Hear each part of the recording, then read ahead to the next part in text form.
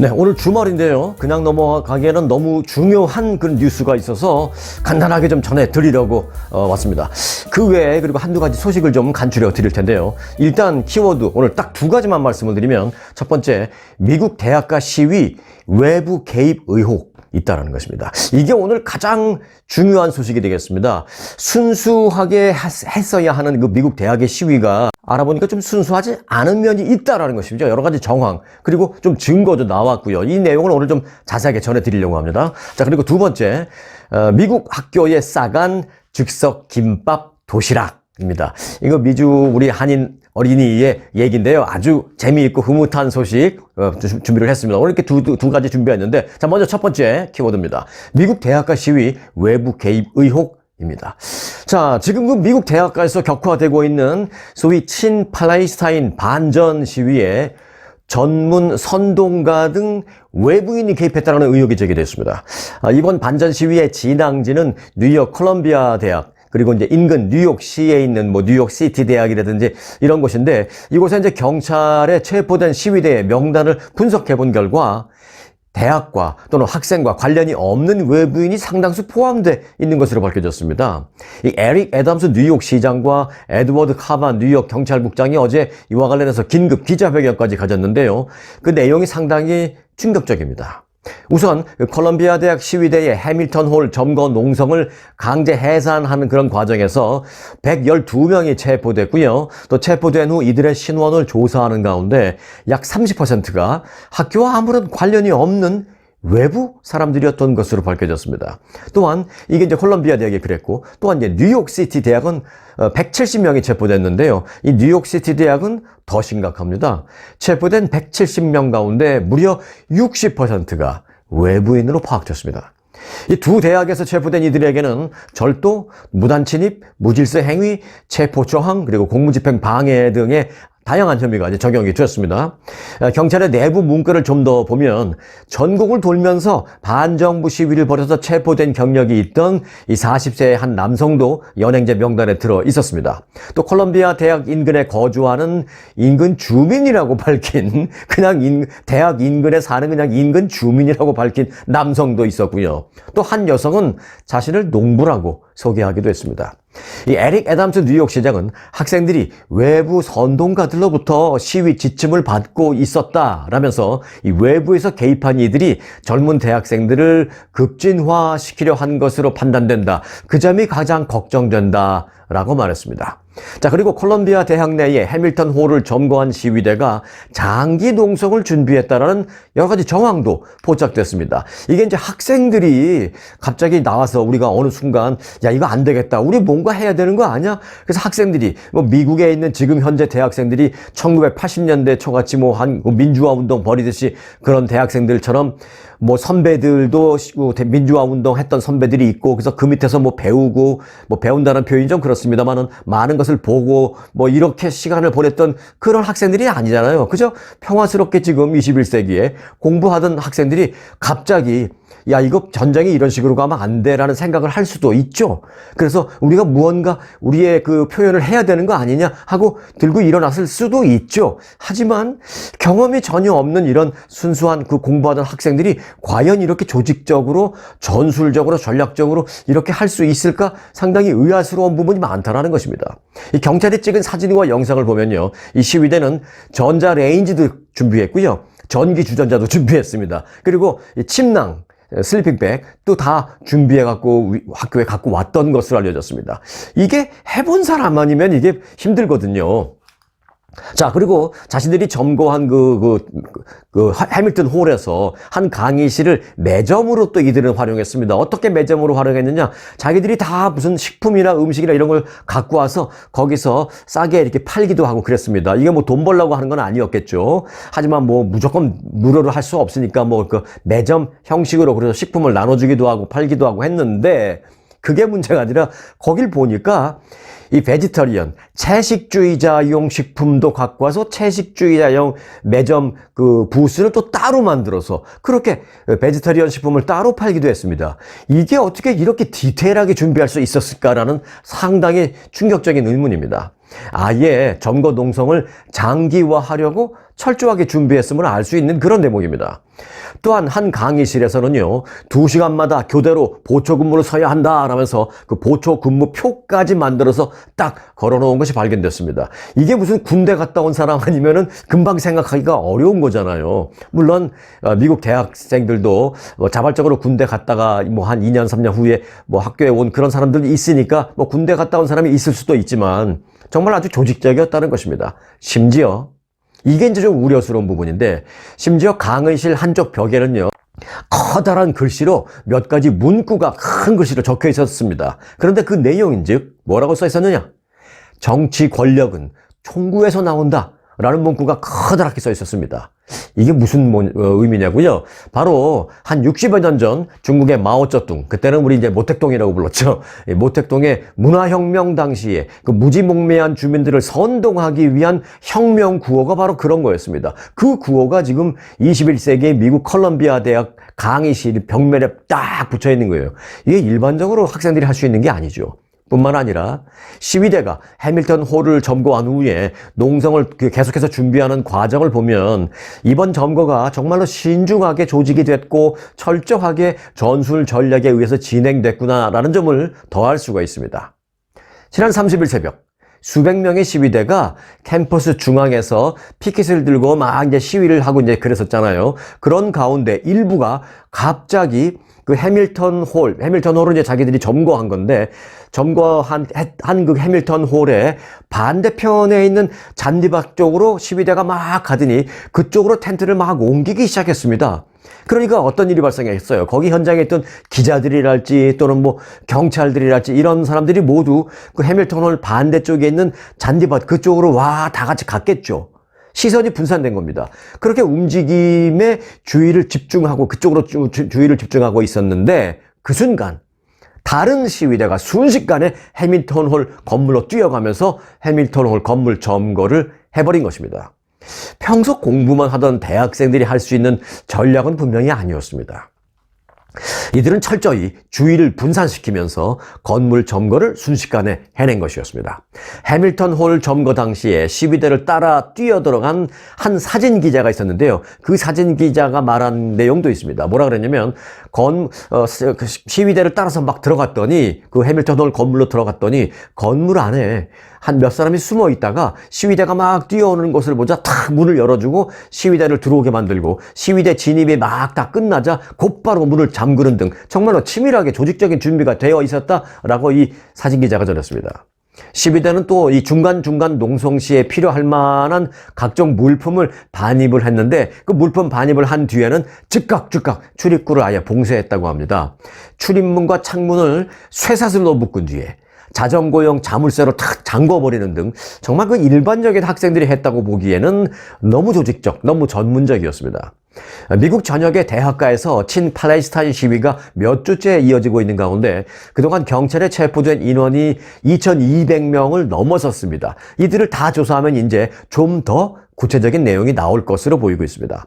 자, AP통신은 자체 집계를 통해서 지난달 17일 뉴욕 컬럼비아 대학에서 시위가 시작된 이후에 미 전역으로 학 시위가 확산되면서 지금까지 최소한 2,200명이 넘게 경찰에 체포됐다고 밝혔습니다. UCLA도 지금 말이 아닙니다. LA의 명문 그리고 전국적인 명문 대학교죠. UCLA 캠퍼스에서는요, 친팔레스타인 시위대가 강제 해산되긴 했는데 그 강제 해산된 뒤에 체포된 사람이 한 최소 200명이 넘습니다.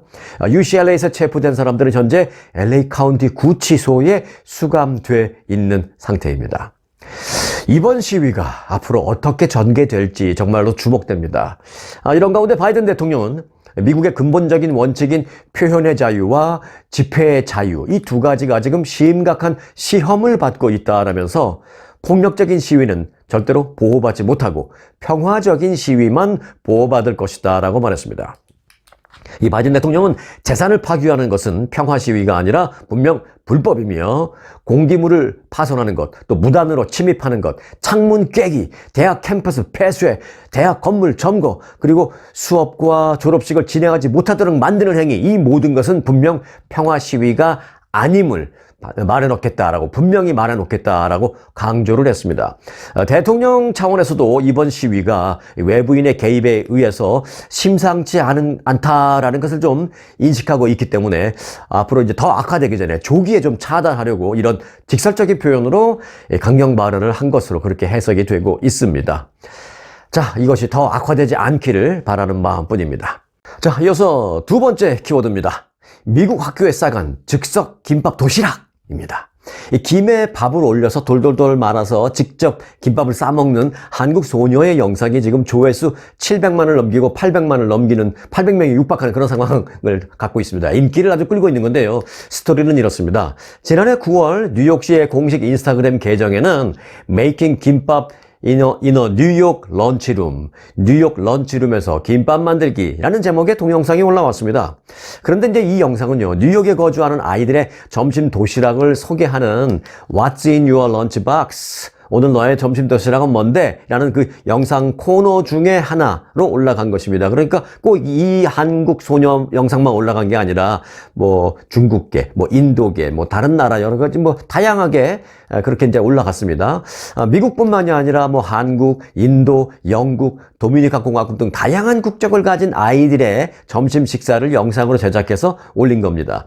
뉴욕시는 아이들은 그 친구들의 도시락을 보면서 더 많은 세계를 배울 수 있다라고 말했습니다. 영상에 나온 그런데 이제 한인 소녀 에이버리라는 소녀는 엄마가 밥이랑 김을 몇 가지 반찬과 함께 이 포일과 함께 싸줬어요 라면서 자신의 점심 도시락을 공개하는 영상입니다. 도시락통에는 조미김도 있고요. 그리고 밥도 물론 있고 몇 가지 맛있는 반찬도 있고요. 그리고 이 포일이 따로 이렇게 쌓여 있었습니다. 포일로 김을 이렇게 싸서 보낸 것이 아니라 그냥 포일을 안 싼 채 그냥 포일 한 장을 그 위에다가 다 얹어서 같이 도시락을 싸준 겁니다. 에이버리는 점심시간이 되자 책상에 도시락을 딱 올려놓고 포일을 꺼내서 포일을 그 책상 위에 딱 깐 뒤에 그 포일 위에 김과 밥을 올려서 맛있는 반찬 몇 가지를 넣어서 돌돌돌돌돌 말아서 즉석에서 먹는 그런 영상이 나왔습니다. 나름대로 즉석 김밥인 셈입니다. 그 모습을 보고 선생님이 와서 왜 김밥을 좋아하니? 라고 묻자 이 에이버리는 건강하고 맛있으니까요. 라고 답변을 했습니다. 이 장면이 너무 귀엽다라는 반응도 뜨겁습니다. 해당 영상은 즉각 큰 인기를 끌었습니다. 세계 각국 어린이들의 점심 도시락을 소개하는 해당 코너의 평균적인 영상 조회수는 17만에서 가장 많은 게 지금까지 한 90만 조회수 정도였는데요. 이 에이버리 양이 출연한 한국 김밥 도시락 영상은 며칠 전만 해도 한 776만이었으니까 지금은 800만이 넘었을 것으로 이렇게 생각이 됩니다. 그렇게 800만을 넘는 기록을 세우고 있습니다. 영상을 접한 그 미국의 2세들은요, 어릴 때 학교에 그 김밥을 가져가면 미국 친구들이 항상 나도 좀 줘, 나도 좀 줘 하고 나눠달라고 했던 것이 기억이 나네 라는 그런 반응에서부터 미국 이민 후에 김밥을 만들어 먹는 것은 정말 특별한 추억이었다라는 반응, 그리고 다양한 국적의 아이들을 보여주어서 너무 재밌다라는 반응도 있습니다. 그리고 어떤 학생은 이렇게 썼어요. 야, 한국에는 정말 맛있는 음식이 많은 것 같아 라는 등의 정말 긍정적인 반응이 많이 올라왔습니다. 또한 이 영상을 본 그 한국의 네티즌들은요, 엄마가 나 어렸을 때 학교에 등교할 때 바쁘게 옷 입고 신발 신고 책가방 메고 막 그렇게 할 때 옆에서 엄마가 야야야 기다려봐 하면서 이 김에 밥 싸가지고 간장에 살짝 찍어서 막 입에다가 넣어주던 그 시절이 생각이 나네 라고 이렇게 댓글 올린 분도 계시고요. 또 어떤 분은 추억의 맛이다 정말로 라는 등의 그런 반응을 보였습니다. 자, 한편 최근에 그 K-팝을 필두로 해서 K-푸드의 인기가 점점 커지고 있죠. 특히 이제 그 김플레이션이라는 신조어가 등장할 정도로 이 해외에서 김밥에 대한 인기가 뜨거운 상황입니다. 김플레이션이라는 말은요, 김과 인플레이션을 합친 신조어인데요. 김밥 때문에 해외에서 김의 인기가 너무 좋아서 한국의 김이 해외로 수출을 많이 하다 보니까 정작 한국에서는 김이 많이 모자라서 가격이 크게 오르는 그 인플레이션 현상이 일고 있다고 해서 김플레이션이라는 말이 탄생했습니다. 김플레이션, 말도 재미있고 의미도 있네요. 기억해 놓으시기 바라겠습니다. 이어서 잠시 여러분을 북유럽으로 모실까 합니다. LA 아주투어 박평식 대표가 전하는 여행 칼럼. 오늘은요, 지금 이 시기가 최고다라고 전해지고 있는 북유럽을 좀 소개해 드리겠습니다. 잠시 2, 3분 칼럼인데 중간에 그 박평식 대표의 설명 중에 피오르드라는 말이 나오는데요. 이 피오르드라는 것은 100만 년 전에 그 빙하기가 끝나면서 녹기 시작하는 그 빙하의 움직임에 의해서 크게 깊어진 그 패여진 깊은 계곡과 또 그것에 생긴 빙하 호수의 멋진 절경, 그걸 얘기하는 게 피오르드라는 것을 좀 미리 알아놓으시기 바라겠고요. 이 북유럽 여행의 백미라는 게 이제 피오르드라고 합니다. 함께 떠나보시죠. 여러분 안녕하십니까? 여름에 꼭 가볼 만한 여행 코스를 꼽으라고 하면 뭐니 해도 북유럽이 되겠습니다. 북유럽은 5월부터 사실 한 8월까지가 관광지기입니다.